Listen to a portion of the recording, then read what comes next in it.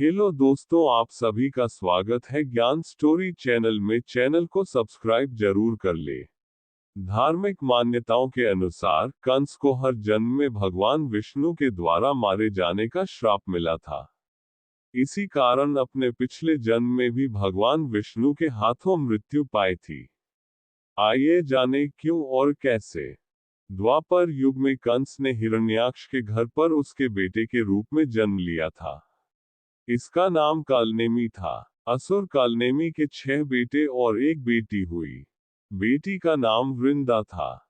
वृंदा का विवाह जलंधर राक्षस से हुआ था, जिसका बाद में भगवान विष्णु ने वरण किया और वह तुलसी वृंदावन कहलाई। कालनेमी बहुत दुष्ट था। स्कंद पुराण की एक कथा के अनुसार उसने दैत्यों की सेना के साथ देवताओं पर आक्रमण कर दिया था ताकि वह अमृत कलश को देवताओं से छीन सके। इस पर क्रोधित होकर भगवान विष्णु ने उसका अंत कर दिया।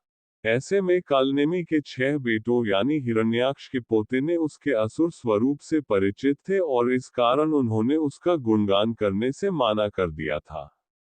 इस कारण उन सभी को हिरण्याक्ष ने श्राप दिया था कि वे पातालवासी हो जाएं। मगर कालनेमी के पुत्रों ने बहुत पुण्य कर्म किए थे, जिसके प्रभाव से उन पर इस श्राप का अलग प्रभाव पड़ा। हिरण्याक्ष ने देवी पृथ्वी को बहुत परेशान किया था, जिसके कारण भगवान विष्णु ने वराह अवतार लेकर हिरण्याक्ष को पानी में डुबोकर मार डाला था। इसके बाद कालनेमी ने राजा उग्रसेन और उनकी पत्नी पद्मावती के घर में कंस के रूप में जन्म लिया। कंस के इतने उत्पाती और दुष्ट होने के पीछे एक और कारण बताया जाता है। पद्मा पुराण की एक कथा के अनुसार द्रामिल नाम के एक मायावी गंधर्व ने उग्रसेन का रूप बनाकर छल से पद्मावती को गर्भवती कर दिया।